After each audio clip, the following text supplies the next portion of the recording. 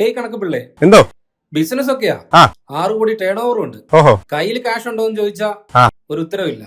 എല്ലാ ബിസിനസ്സുകാർക്കും സംഭവിക്കുന്ന ഇതാണ്. അപ്പോ നമുക്കിപ്പോ 2025 കഴിഞ്ഞ വർഷം നമുക്ക് ഒരുപാട് ബിസിനസ് ചെയ്തിട്ടുണ്ട്. ഇഷ്ടംപോലെ ടേൺ ഓവർ വന്നിട്ടുണ്ടാവും. നിങ്ങളുടെ ബിസിനസ്സുകളിൽ കുറെ ഉയർച്ചകൾ ഉണ്ടായിട്ടുണ്ടാവും, താഴ്ചകൾ ഉണ്ടായിട്ടുണ്ടാവും. പക്ഷെ നമ്മള് കയ്യിൽ എന്തെങ്കിലും ഉണ്ടോ എന്ന് ചോദിച്ചാലില്ല. നാളത്തേക്ക് എന്തെങ്കിലും മാറ്റി വെച്ചിട്ടുണ്ടോ എന്ന് ചോദിച്ചു കഴിഞ്ഞാൽ അതില്ല. അടുത്ത ഒരു 2 വർഷം കഴിഞ്ഞിട്ട് എന്തെങ്കിലും നിങ്ങൾക്ക് ബിസിനസ് എൻലാർജ് ചെയ്യാനായിട്ട് എന്തെങ്കിലും പ്ലാൻ ഉണ്ടോ എന്ന് ചോദിച്ചു കഴിഞ്ഞാൽ അതിനും വ്യക്തമായിട്ടൊരു മറുപടി ഉണ്ടാവില്ല. ഈ ചെറിയ ചെറിയ ബിസിനസ് ചെയ്ത് അത്യാവശ്യം നല്ല ടേൺ ഓവർ ഉണ്ടാക്കുന്ന ഒരുപാട് കച്ചവടക്കാരുണ്ട്. എന്നാലും അവരുടെ കയ്യിൽ കണക്കുകൾ പ്രകാരം നോക്കുമ്പോൾ ലാസ്റ്റ് പ്രോഫിറ്റ് ആണോ ബാലൻസ് എന്തെങ്കിലും കയ്യിലുണ്ടോ എന്ന് ചോദിച്ചു കഴിഞ്ഞാൽ ഇല്ല. അപ്പൊ അവര് ശ്രദ്ധിക്കേണ്ട ഒരു കാര്യം എന്ന് പറഞ്ഞു കഴിഞ്ഞാൽ നമ്മൾ എപ്പോഴും ബിസിനസ് ചെയ്യുമ്പോൾ പ്രോഫിറ്റ് ഉണ്ടാക്കാൻ വേണ്ടി മാത്രം ചെയ്യുക. നമ്മുടെ കയ്യിൽ കാശ് വരുന്ന രീതിയിൽ ബിസിനസ് ചെയ്യാനായിട്ട് പ്ലാൻ ചെയ്യുക. അതിനായിട്ട് നിങ്ങൾ ശ്രദ്ധിക്കേണ്ട വളരെ കുറച്ച് കാര്യങ്ങളാണ് ഞാനിപ്പോ പറയാൻ പോകുന്നത്. ഇപ്പൊ തന്നെ കണ്ടില്ല, ഇത് എന്റെ കൃഷിത്തോട്ടമാണ്.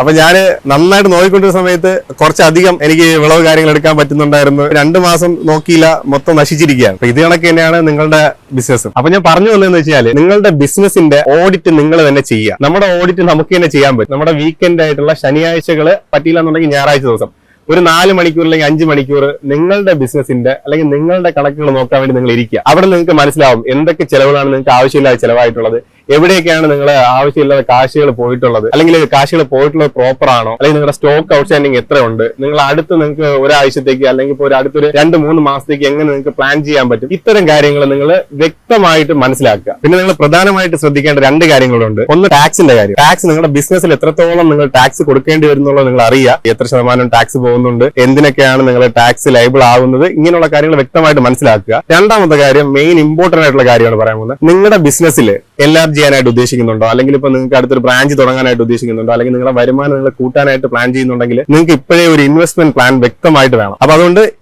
ഇന്ന് മുതലേ നിങ്ങൾ ഇൻവെസ്റ്റ്മെന്റ് പ്ലാൻ ഉദ്ദേശിക്കുക, കറക്റ്റ് ആയിട്ട് പ്ലാൻ ചെയ്യുക, വലിയ വലിയ ഉയരങ്ങളിലോട്ട് നിങ്ങളുടെ ബിസിനസ് എത്തിച്ചേരാനായിട്ട് ശ്രമിക്കുക. അപ്പൊ വരുന്ന വർഷം എല്ലാവരും വെൽത്തി ആയിട്ടിരിക്കുക, ഹെൽത്തി ആയിട്ടിരിക്കുക, സന്തോഷമായിട്ടിരിക്കുക.